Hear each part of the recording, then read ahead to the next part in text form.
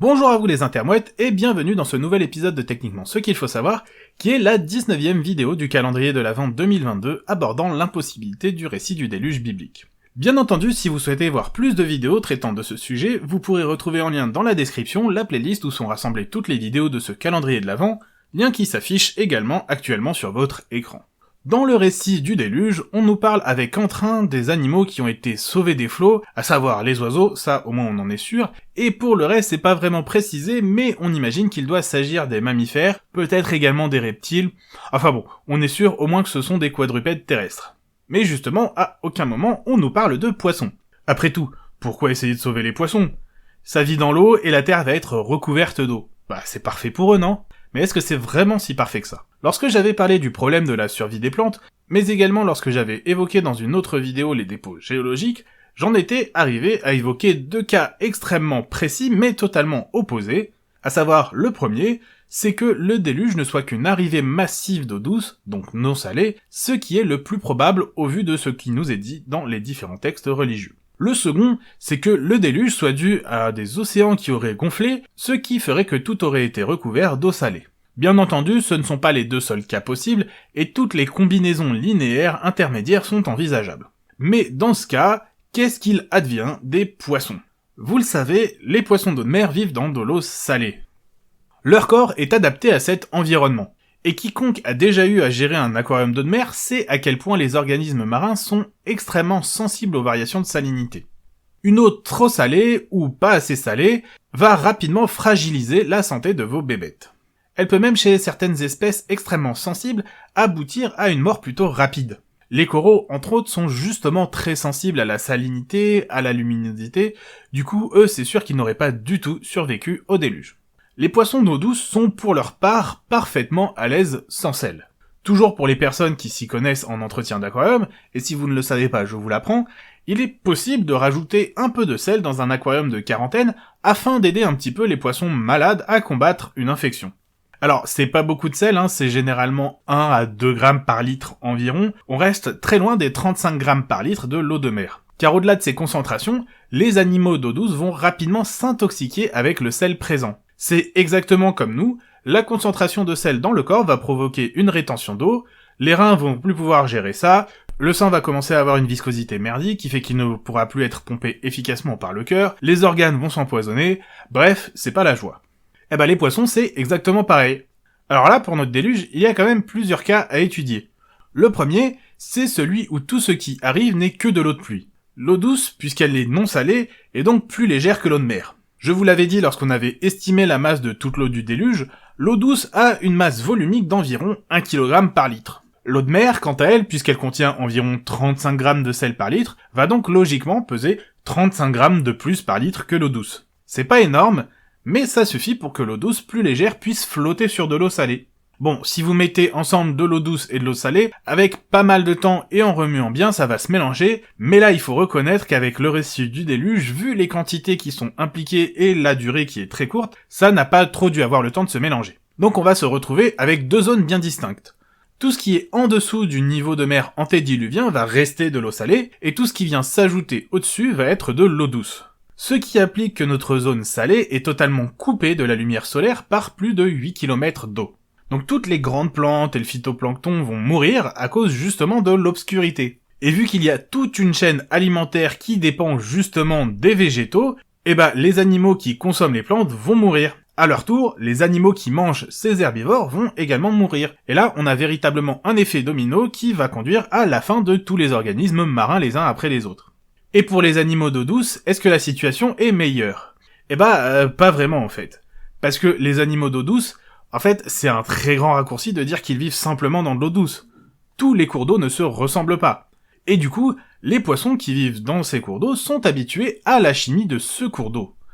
Par exemple, l'eau va être plus acide en Amazonie, avec plus de calcaire dans les lacs africains, elle va être plus alcaline dans les cours d'eau en Asie. Or, l'eau de pluie n'est pas adaptée à toutes les espèces, et nombre d'entre elles risquent de mourir ou de développer de graves problèmes de santé en étant dans une eau n'ayant pas les bonnes propriétés chimiques. Sans compter que les cours d'eau sont remplis de plantes et de petits animaux qui vivent justement au ras du sol et ont besoin d'un écoulement d'eau pour vivre. Bon bah là, l'écoulement d'eau c'est le bordel, et le substrat il est 8 km plus bas. Du coup, il se passe quoi à votre avis pour l'eau douce? Exactement la même chose qu'en eau salée, tout le monde va mourir. Tout le monde va mourir parce qu'il y aura plus de plantes, et encore une fois, on aura un effet domino. Et si on inverse, est-ce que c'est mieux? Imaginons maintenant que la Terre est entièrement recouverte d'eau de mer. Là, les animaux d'eau douce y passent très rapidement.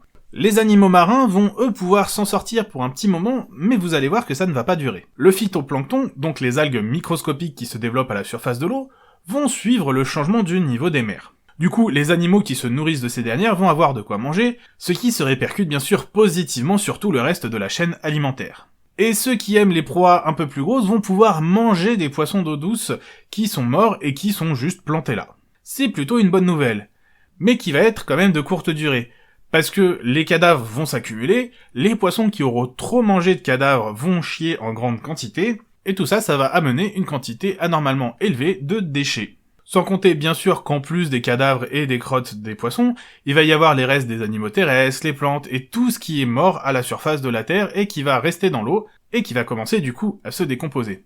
Et le problème, c'est que la décomposition va faire proliférer des bactéries qui vont dégrader justement les chairs. Or, ces bactéries consomment beaucoup d'oxygène, ce qui risque d'étouffer les poissons vivants. Et le processus de décomposition va en plus libérer des nitrates et des nitrites qui sont extrêmement toxiques pour les poissons, et même pour les autres animaux marins. En temps normal, ce sont les plantes qui raffolent de ces molécules qui leur servent d'engrais. Mais là, les nitrates et les nitrites vont être produites en quantité phénoménale, et ce n'est pas avec le plancton qui reste que ça va suffire, parce que toutes les autres plantes ont disparu 8 km plus bas sous la surface. Du coup, l'eau de mer devient toxique, et il n'y aura plus, en plus, assez d'oxygène pour la respiration. C'est plutôt clair, les animaux marins qui auraient pu dans un premier temps survivre au déluge vont irrémédiablement mourir avant la fin de celui-ci, intoxiqués ou étouffés. Et vous pouvez vous amuser à créer d'autres variations dans la salinité, ce sera toujours le même résultat. Les organismes marins, les organismes d'eau douce, globalement tous les organismes aquatiques vont succomber les uns après les autres. Techniquement, ce qu'il faut savoir, c'est que le récit du déluge ne parle à aucun moment de faire en sorte de sauver les poissons. Il peut sembler logique pour des personnes ignorantes des besoins de ces animaux que puisqu'ils vivent dans l'eau, si la terre est recouverte d'eau, ça va aller pour eux. Pourtant, quand on cherche un peu et que l'on se renseigne, on s'aperçoit rapidement que rien n'est moins vrai. Là, j'ai parlé des poissons spécifiquement parce que c'est ce qui est le plus simple, mais c'est vrai globalement pour tous les organismes aquatiques. Tous ont des besoins plutôt précis en termes de salinité, d'acidité, de minéralisation de l'eau et de température même. Et ces conditions idéales peuvent connaître des légères variations sans impacter leur santé ou leur survie, mais si les variations deviennent importantes, ça va irrémédiablement entraîner une mort certaine. Et ce n'est rien de dire que le déluge n'a, quelle que soit la façon dont on peut l'imaginer, pas pu faire en sorte de contenter les besoins de tous ces organismes qui sont à la fois extrêmement différents et souvent totalement incompatibles, et donc qui ne peuvent pas être tous respectés simultanément. En effet, comment de l'eau peut être à la fois acide et alcaline, peu minéralisée et chargée en calcaire, douce et salée, froide et chaude, bref, c'est n'importe quoi. Il est clair que si le déluge avait réellement existé, les espèces aquatiques n'auraient eu aucune chance de survie.